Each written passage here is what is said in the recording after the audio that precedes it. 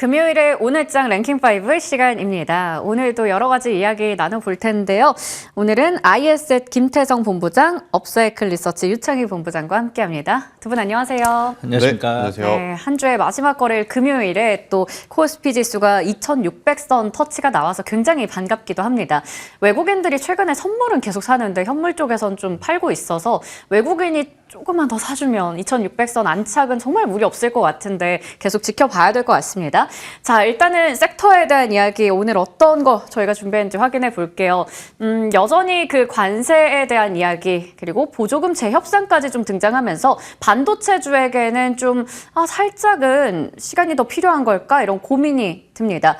아무래도 뭐 관세 폭탄부터 해서 보조금의 재협상이라는 것은 하나의 또 불확실성 요인이거든요. 그렇기 때문에 우리가 좀 더 지켜봐야 되는 것일까 이런 생각이 드는데 마침 또 2월 말에는 엔비디아 실적 발표도 있기 때문에 기다리고 있는 이벤트까지 있는 상황이고요. 전반적으로 봤을 때 좀 부정적인 뉴스들이 나왔지만 그래도 최근에 반도체 섹터를 보면 레거시 업황의 회복세라든지 외국인들의 수급 개선이 상당히 좋습니다. 특히 오늘도 외국인과 기관이 모두 다 이 반도체 빅2를 사고 있는 상황이에요. 그래서인지 잘 버티고 있는 것으로 보입니다. 하지만 앞서 전해드렸던 그 소식을 어떻게 우리가 받아들여야 될지 김태성 본부장님께 좀 여쭤보도록 할게요. 네. 반도체 빅2에게 미칠 영향도 분명히 좀 클 것 같은데요. 네. 당분간 관망을 해야 되는 것일까? 어떻게 보세요? 그래도 한 가지 좀 희망의 끈을 놓지 않아도 예. 괜찮은 건 트럼프가 과거의 트럼프 일기 때보다는 조금은 이제 온화한 그런 뉘앙스를 좀 풍기고 있는 거죠. 그때 당시만 하더라도 협의는 없다에 대한 뉘앙스였거든요. 네. 근데 지금은 일정 부분 상호 어느 정도 협상의 여지를 좀 열어두는 이야기와 열어두는 일정들에 대한 이야기가 나왔기 때문에 네. 우선 관세 폭탄이라든지 뭐 보조금 재협상이라고 하는 워딩 자체가 우리 시장에 주는 충격은 좀 있겠지만 네. 그래도 충분히 시간을 가지고 협의할 수 있다라는 희망을 좀 가지고 있어서 저는 크게 걱정하실 필요는 없지 않겠는가라는 생각이 듭니다. 그런데 우리나라뿐만 아니라 지금 미국 시장 안에서도 사실은 굉장히 빠른 트렌드의 변화가 나타나고 있다는 것을 국내 주식만 하시는 분들도 조금 알아두셔야 될 것 같아요. 그게 무슨 이야기냐면 작년과 재작년 같은 경우에는 철저하게 하드웨어 기준 그러니까 HBM 기준으로 네. 굉장히 많은 기업들이 거론이 됐었고 실제로 거론이 되는 기업들이 주가가 강했습니다. 대표적인 게 엔비디아고 우리나라 같은 경우에는 SK하이닉스와 한미반도체. 그런데 작년 4분기부터 올해 1분기 그리고 이제 설 연휴 시작 전에 딥시크라고 하는 어떤 이러한 플랫폼이 나오고 나서 시장의 변화가 굉장히 빠르게 하드웨어 쪽에서 소프트웨어 쪽으로 좀 변하고 있다는 것을 우리가 인지를 해야 될 것 같아요. 아쉽게도 우리나라 소프트웨어 기업들은 다소 아쉽습니다. 하지만 글로벌 시장에 지금 상장되어 있는 소프트웨어 기업들은 지금이 때가 왔다. 혹은 지금 물 들어올 때 노져야 된다라는 식으로 엄청나게 강한 모습을 좀 보이고 있어서 아무래도 기준은 여전히 HBM을 비롯한 하드웨어를 좀 보셔야 되지만 단기적으로 좀 트레이딩 할 쪽은 우리나라는 소프트웨어가 약하니까 지금 후발주자로 많이 거론이 되는 쪽이 바로 뭐 CXL이라든지 네. 아니면 또 낸드 플래시라든지 레거시가 이제 수요가 좋으니까 그동안에 정말 소외받았었던 기업들의 반등을 먼저 체크를 하는 게 우선이 되지 않을까라는 의견 드려보도록 하겠습니다. 네, 분명히 좀 무시무시한 뉴스일 수 있지만 네. 이전과는 트럼프도 좀 달라진 것 같아요. 말씀해 주신 것처럼 협상의 여지를 충분히 열고 있는 상황이다. 그 부분 짚어주셨고요. 반도체 섹터 안에서도 기존에는 하드웨어에서 HBM 쪽이 잘 달렸다면 이제는 우리가 CXL이라든지 다른 쪽들도 한번 체크해 볼 필요가 있다 얘기를 주셨기 때문에 이제 CXL 이야기로 넘어가 보겠습니다.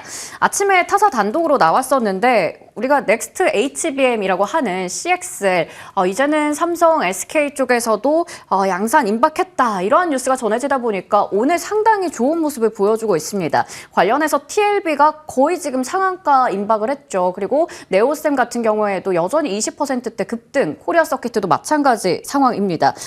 요즘에 뭐 포스트 HBM이다 해가지고 실리콘 카바이드 웨이퍼도 올랐었고 네. 오늘 CXL 잘 가고요. 그러면 HBM 밸류 체인의 후발주자로 보고 앞서 본부장님께서는 매수 가능하다라고 얘기 주셨으니까 네. 유창희 본부장님께서도 동의하시는지 궁금합니다. 저는 결국에는 CXL이 움직인다는 것은 네. 저는 기승전 관세라고 생각을 좀 하고 있어요. 예. 최근에 유리기판이 좋았었고 뭐 실리콘 카바이드 관련돼서 어떤 기대감들 또 CXL 이것은 왜 관세로 귀결되냐면은 관세가 부과되더라도 미국이 아직 할 수 없는 최첨단 반도체 쪽, 또 중국이 따라올 수 없는 쪽은 관세 부과를 못할 가능성이 높다는 거죠. 그리고 또 이들은 아직 지금 제품이 나온 게 아니에요. 앞으로에 대한 어떤 기대감에 의해서 올라오는 거라는 거죠. 그러니까 지금 예를 들어서 레거시 반도체, HBM은 중국을 규제하고 또 뭐 미국 이외의 기업을 규제할 수 있지만 이건 지금 그거와 전혀 관계가 없는 거잖아요. 이제 개발하는 것이고 제품이 연말 혹은 내년 상반기에 시제품이 나오는 부분들이기 때문에 그래서 상대적으로 관세에서 좀 자유로운 부분들이 있다 생각을 좀 하고 있어요. 그리고 고성능 AI 시장에 대한 어떤 성장 모멘텀 이런 부분들이 계속 이제 그 기대감을 나오면서 주가가 올라오는 거라고 보고 있기 때문에 사실 오늘 많이 올라오는 것은 조금 과한 부분들은 있다 생각하고 있습니다. 하지만 어쨌든 바닥에서 상승이 이제 시작하는 부분들이라 그러면 충분히 좀 기간 조정을 줬을 때 대응하는 게 좋다 생각하고 있고 저는 유리기판 뭐 그리고 에이직 그리고 CXL 계속해서 관심을 가지시되 만약에 오늘 주식을 산다 그러면 저는 차라리 이미 CX는 많이 올라온 부분들이 좀 있고 네. 또 CX를 가려면 결국에는 에이직이 가야 된다 생각을 좀 하고 있어요. 네. 그렇기 때문에 이쪽 관련된 종목군도 오늘도 관련된 기업들이 고르게 상승세를 좀 보여주고 있기 때문에 그리고 약간 매물 소화도 좀 하고 있는 부분들이 있기 때문에 좀 부담 해소 관점으로 접근해 볼 수 있지 않을까 생각하고 있습니다. 네, 좋습니다. 이게 기승전 관세 때문이다라는 부분 CXL의 상승 배경에 대해서 또 말씀해 주셨습니다. 그러다 보니까 최근에 뭐 유리기판 CXL 정말 매력적인 섹터들이 많이 움직이지만 결국에 우리가 에이직 반도체 쪽을 먼저 좀 봐야 된다라는 부분 짚어주셨어요. 에이징 랜드에 대해서도 관심 있다라고 말씀해 주셨습니다. 자, 그러면 앞서 강세 지속되고 있는 유리기판 쪽 체크를 해보도록 하겠습니다. 유리기판도 마찬가지로 좀 쉬어가나 싶다가도 결국 순환매 돌면서 또 한 번 기존의 주도주였던 종목들이 오늘도 시세가 강합니다. 피롭틱스 같은 경우에도 4%대 강세를 보여주고 있는 구간이고요. 먼저 SK가 시장을 선점했었고 그 뒤를 삼성과 LG가 쫓고 있는 상황인데 앞으로도 어쨌든 이 시장은 계속 커질 것 같아요. 자, 그러면요, 본부장님, 잘 가고 있는 대장주 따라잡는 거 괜찮을까요? 충분히 가능하다 생각이 들고 네. 있고요. 대신에 이제 대장주의 성격을 띠고 있는 종목군들 중에 대형주는 당연히 SKC를 네. 보셔야 되는 게 맞을 것 같고 중소형주 단에서는 이제 필옵틱스를 봐야 되느냐 아니면 이제 다른 종목을 봐야 되느냐 사실 좀 많이 갈릴 것 같아요. 네. 근데 이제 저는 개인적으로 필옵틱스가 굉장히 오늘 위치에서 반등이 나와준 것은 좋은 시그널. 어떤 좋은 시그널이냐? 후발주자 보고 따라 올라와 라는 네. 시그널일 것 같다는 생각이 들어서 네. 오히려 필옵틱스보다는 JNTC와 같은 기업들을 지금 위치에서 한번 공략을 해보는 게 어떨까 싶고 SKC는 투자의 관점입니다. 그런데 네. 이제 JNTC 같은 경우에는 여기서 이제 전고점을 돌파한다에 공감하시는 분들이 좀 볼 수 있는 단기적인 전략 트레이딩이 되지 않을까라는 의견 한번 들어보도록 하겠습니다. 네, 유리기판 쪽도 여전히 매력적이지만 저희가 투트랙으로 좀 나눠봐야겠네요. SKC 같은 대장주는 앞으로 좀 길게 그 성장성 보면서 투자의 관점으로 대응하고 나머지 JNTC 이런 쪽은 단기적으로 트레이딩 관점에서 보자 얘기를 주셨습니다. 오늘은 반도체 쪽에서도 빅2도 체크해봤고 CXL이나 유리기판 최근에 또 화두가 되고 있는 쪽까지 봤는데요. 여러 가지 좀 골라볼 섹터가 많은 것 같은데 두 분은 어느 쪽에서 종목을 좀 선점해 오셨을지 궁금합니다. 원픽을 한번 체크해 보도록 하죠. 먼저 김태선 본부장님 오늘 장 네. 원픽 어떤 거 골라주셨을까요? BH라는 기업을 가지고 BH. 나왔는데 예. 아니 좀 생뚱맞는 기술주 아니야? 라고 네. 생각하실 수는 있어요. 그런데 이제 우리가 지금 움직이는 종목분들의 한번 그 흐름 나오기 직전의 뉴스들을 좀 살펴보면 삼성전자가 이번 주에 흐름 좋았잖아요. 네. 그 이유는 중국에서 이관심 프로젝트를 통해서 굉장히 많은 PC와 모바일들이 팔렸다라는 게 포인트였고 그걸 이제 우리가 인텔의 주가가 상승을 한다는 것에서 확정적으로 추측을 좀 할 수 있었고 그럼 낸드 플래시와 이 디램의 가격이 잘 조정이 된다면 수요가 많아지고 있다라는 거지 않습니까? 여기에 이제 HBM이니 뭐니 지금 관세에 대한 부담이 있다 보니 신기술에 지금 관심이 쏠리는 거고 그런 상황 속에 저는 그렇다면 결국 모바일의 소비가 늘어나고 있는데 모바일 쪽과 관련한 기업들을 보는 게 맞지 않을까라는 생각이 들어요. 네. 특히나 미국에서 애플의 주가가 정말 빠르게 회복을 하고 있거든요. 중국에서 이제 판매량이 문제가 된다. 그래서 이제 주가가 좀 빠졌었던 지난 1월 초 그리고 2월 초였는데 지금 보면 벌써 바닥 딛고 빠르게 회복을 하고 있어서 우리나라 기준으로 보면 LG이노텍이라든지 BHR 같은 기업들 지금 바닥권에서 다시 한번 거래량이 좀 들어오고 있다는 관점에서 조금은 편안하게 지금 아마 포트에 단기적으로 움직이는 종목군들이 가득 차 있을 거예요. 그래서 이제 저도 또 이제 단기적으로 종목을 드리는 게 맞을까 고민이 좀 있어서 좀 길게 보실 수 있는 종목군들 중에 저는 BH는 지금의 위치도 괜찮다 싶고 저는 현재 구간에서 손절가 15,000원이라는 가격대를 좀 말씀드리는데 엄청 타이트하게 가지고 왔습니다. 네. 지금 16,870원인데 손절가 15,000원 갖고 왔거든요. 그러니까 최근에 저점 이탈하면 손절하시면 된다고 보시면 될 것 같고요. 여기서 이제 올라왔을 때는 1차적으로는 2만 원의 목표가를 드리는데 저는 2만 원이라는 가격대 돌파할 때 하단에 거래량이 지금 앞전 뭐 작년 뭐 여름 때 거래량을 넘어가는 거래량이 붙어준다면 네. 저는 2만 원이 아니라 2만 5천 원까지 바라봐도 괜찮지 않겠는가라는 의견 드려보도록 하겠습니다. 네. 모바일 쪽에서 좀 가지고 와주셨어요. 특히나 최근에 차트 흐름만 보더라도 상당히 좀 많이 낙폭 과대 종목이다라는 게 확인되고 있습니다. BH 같은 경우에는 손절선 잘 체크해 봐야겠습니다. 손절가는 15,000원, 목표 주가는 2만 원 설정해 주셨습니다. 자, 이번에는 유창희 본부장님의 원픽 들어보도록 하겠습니다. 어떤 종목일까요? 네, 저는 에이징랜드를 가지고 나왔습니다. 네. 주문형 반도체 시장을 계속해서 우리는 주목을 해야 된다 생각을 좀 하고 있어요. 네. 특히 이제 주요 빅테크들이 이제 엔비디아를 하기 위해서 이쪽에 대한 관심을 좀 보여주고 있고 ARM도 관련해서 연말쯤에 주요 파트너사와 함께 시제품을 내놓을 수 있다라고 얘기가 나오고 있죠. 그러면 에이직에 대한 어떤 수요는 더 커질 수밖에 없다 생각을 좀 하고 있고요.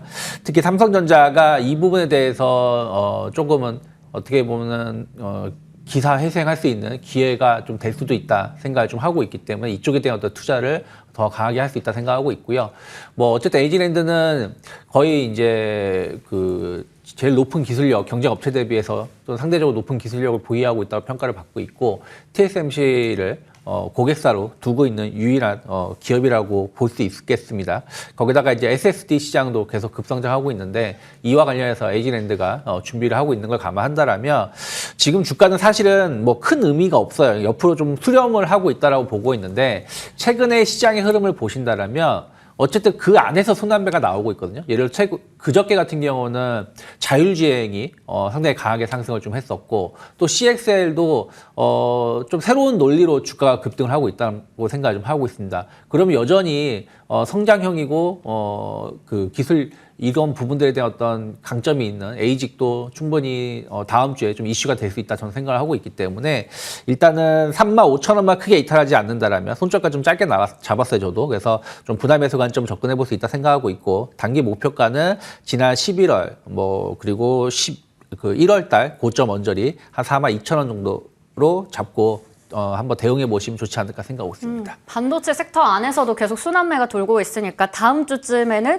에이직 반도체의 시간도 올 수 있다라는 관점에서 가장 대표주죠. 에이징랜드 말씀해 주셨습니다. 목표 주가는 42,000원, 손절가는 마찬가지로 타이트하기 때문에 잘 참고해 보시면 좋을 것 같습니다.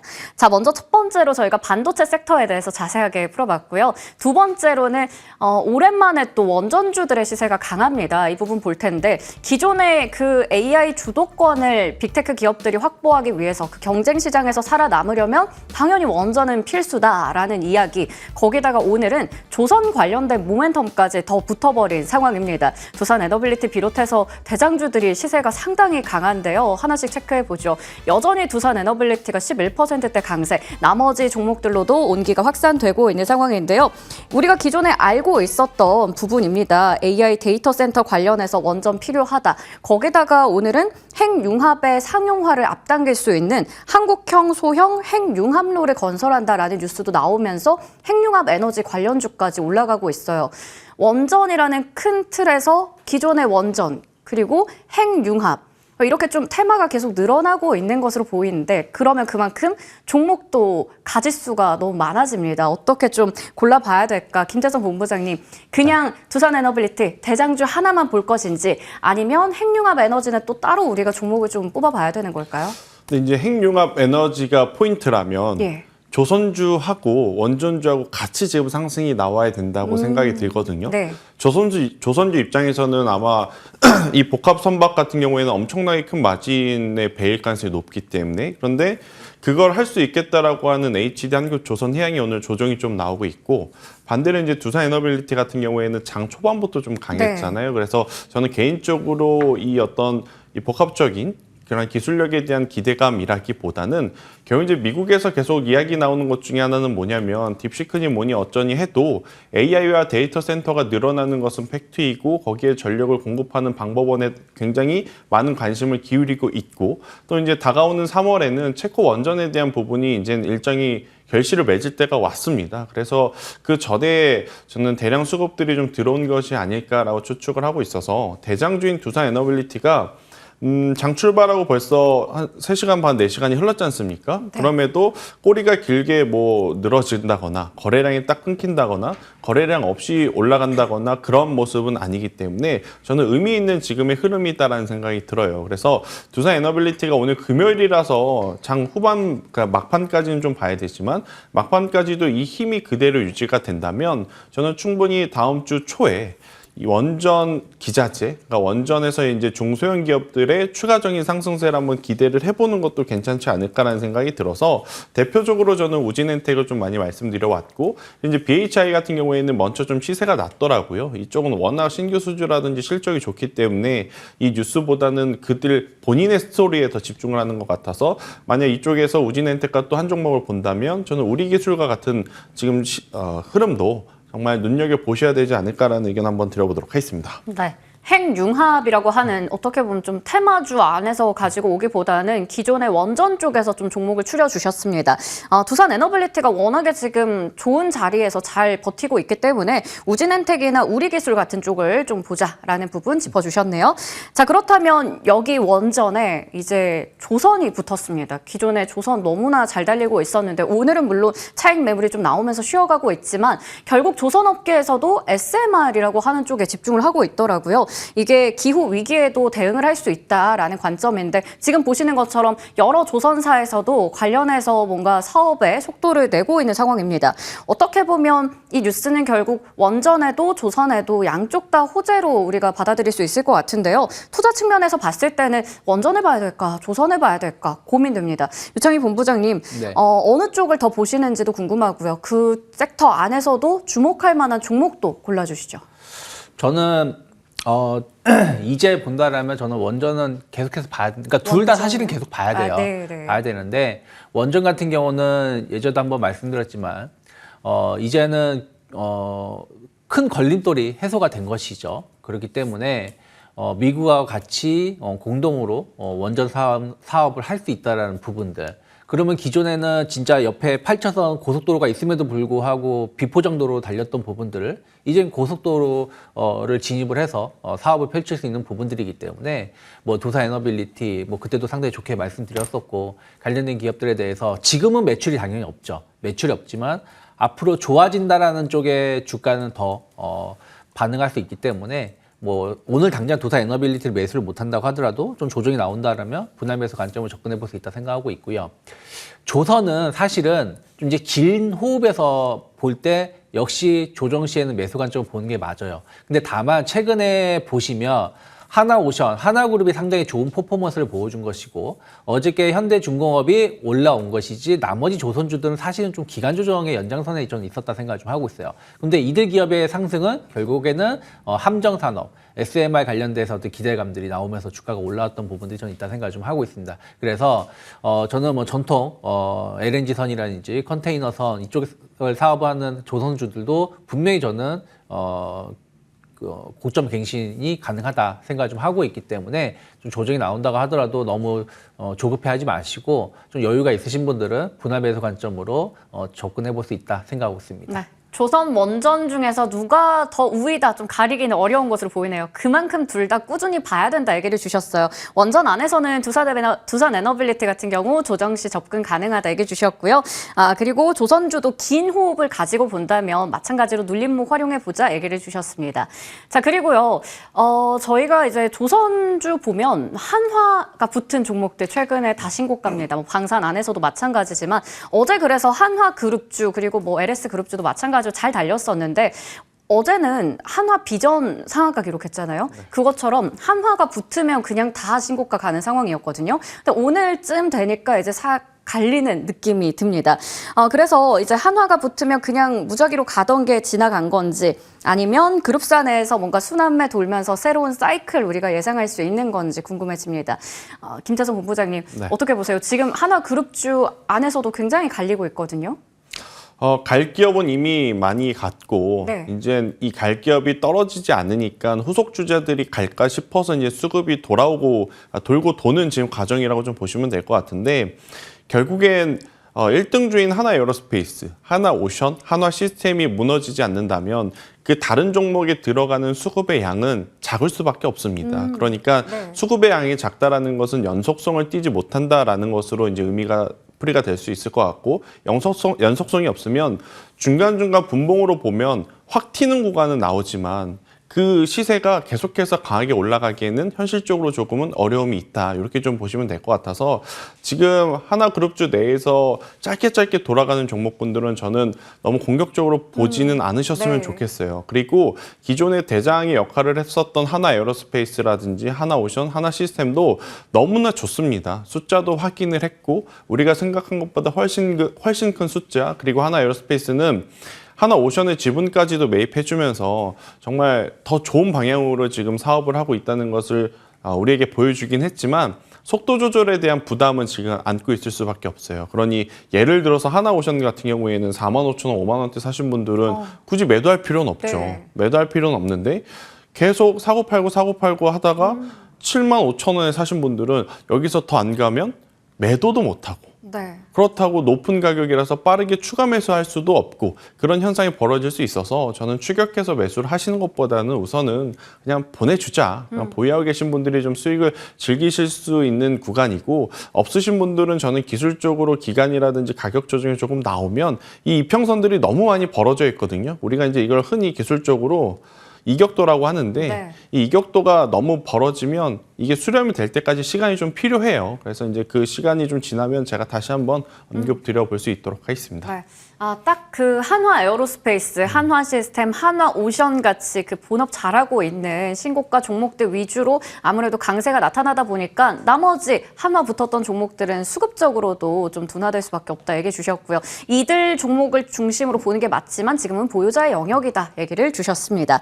자, 이렇게 한화 그룹주에 대해서도 좀 체크를 해봤고요. 이어서 전력설비 쪽 한번 보도록 하겠습니다.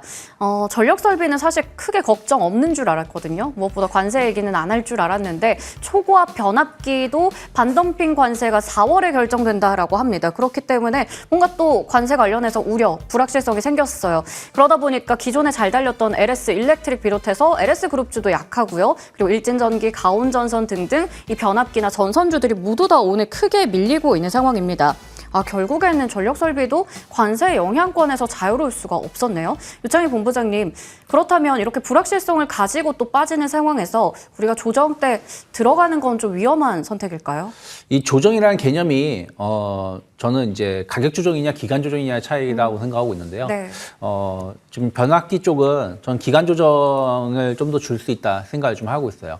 그러니까 이 얘기는 계속 한 몇 주째 말씀드리는 것 같아요. 딥시크 이슈가 좀 있으면서 이 여파가 어떻게 시장에서 반응할지는 바라봐야 한다고 말씀을 드렸었고, 다행히 반도체 쪽은 조금 이것을 이겨내는 모습이지만 변압기 쪽은 조금은 기간 조정이 좀 이어지고 있는 것 같아요. 최근에 뭐 LS그룹이 좋은 흐름을 보여줬지만 이것도 역시 마찬가지 그 AI 데이터 센터에 대한 어떤 기대감으로 올라온 것이지 전체 업황이 엄청나게 좋아지면서 같이 오르는 건 아니었다 생각 좀 하고 있거든요. 그리고 이제 미국의 어떤 관세에 대한 반덤핑 이런 이슈들도 조금은 더 체크해야 될 부분들이 좀 있고, 그러면 어쨌든 이제 반덤핑 관련돼서 내용이 나온다라면 또 미국에 공장이 있는 기업들이 또 저는 수혜를 입을 수 있는 부분들도 일부 있다 생각을 좀 하고 있습니다. 그리고 뭐 반덤핑이라고 해서 우리나라를 콕 집어가지고 얘기 나온 게 아니라 이쪽에 대한 어떤 덤핑 뭐 이런 관세에 대한 얘기라면 결국엔 공통적인 어떤 관세를 부과받는 부분들에 대해서 피해를 입을 수 있는 것도 전 제한적이라고 보고 있기 때문에 일단은 관세 우려감으로 조정이 나오고 있는 부분들은 맞지만 사실은 이거는 기간 조정의 연장선에서 약간의 노이즈가 나오면서 조금 더 조정이 나오는 것이라고 보고 있고요. 저는 여기서 뭐 급하게 주식을 살 필요도 없지만 또 그렇다고 해서 또 급하게 주식을 매도할 필요도 없다. 네. 조금 기다리면서 흐름을 확인하고 좀 분할 매수 관점으로 접근해 보시면 좋지 않을까 판단하고 있습니다. 일단은 지금 너무 급하게 뭔가 대응을 하기보다는 좀 더 시간을 가지고 지켜봐야 된다라는 이야기를 해주셨습니다. 이 부분 보유자분들께서도 신규 진입자분들께서도 좀 참고해 보시면 좋을 것 같습니다. 자, 다음으로는 저희가 바이오 쪽 한번 체크해 보도록 하겠습니다. 종목별로 뭔가 뉴스들이 좀 많이 나와서 이 부분 짚어봐야 될 것 같은데 역시 삼성바이오로직스 황제주입니다. 파죽지세 기세로 120만 원을 오전 장 초반에 돌파했는데 지금은 좀 오름폭 많이 둔화됐네요. 거의 강보합고까지 내려왔습니다. 자, 그렇다면 이럴 때 또 잡아도 괜찮은 걸까? 김태성 부부장님, 삼성바이오로직스는 갖고 있어도 걱정 안 되는 종목 중 하나이기도 하잖아요. 네. 지금 따라잡을지 아니면 다른 CDMO 쪽 그냥 볼지 고민되네요. 사실 삼성전자가 원래 이런 역할을 좀 해줬으면 네. 우리나라 지수가 더 좋은 모습을 보였을 텐데 네. 삼성전자의 아쉬움을 우선은 삼성바이오로직스가 그래도 많이 달래주고는 있는 것 같아요. 하지만 없으신 분들이 지금 위치에서 산다라고 가정을 하고 전략을 고민을 해보면 한 번에 덥석덥석 사기에는 너무 많이 올랐습니다. 네. 우리가 불과 한 두세 달 전만 하더라도 황제주 가냐 안 가냐가 먼저였고 또 황제주가 도달하니까 여기서 더 가냐 안 가냐가 우리들의 고민이었잖아요. 근데 이제 벌써 120만 원까지 올라왔습니다. 그런 상황에 저는 없으신 분들이 지금 위치에서 너무 공격적으로 잡는 것은 아무리 좋은 기업이라 할지라도 좀 피로도가 굉장히 높을 수는 있어서 네. 저는 오히려 삼성바이오로직스가 포함되어 있는 제약바이오 ETF를 보시거나 아니면 삼성바이오로직스를 매수를 하실 때 하시더라도 우리가 과거에 삼성전자를 매수한 것처럼 그러니까 하루에 한두 주씩 뭐 한 달에 뭐 두세 주씩 이렇게 천천히 매집의 형태로 매수를 해가는 게 저는 가장 알맞은 투자의 방법이다라는 생각이 들고 있고 바이오 기업이지만 그냥 제조업이라고 보시면 됩니다. 가동률에 따라서 이제 실적이 좌지우지 되는 상황.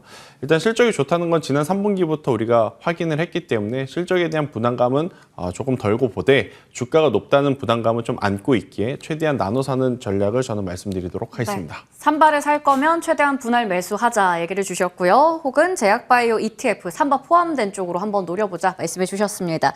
자, 그리고 오늘 K뷰티 쪽도 실적에 대한 기대감 좀 있는 종목들 많았어요. K뷰티 투톱이죠. 아모레퍼시픽과 LG생활건강이 업황이 좋지 않았지만 실적이 반등했습니다. 그리고 보톡스 관련해서 휴젤 같은 경우에도 실적에 대한 기대감도 있고요. 가격 매력 속에서 오늘 강세를 나타내고 있는 상황이에요.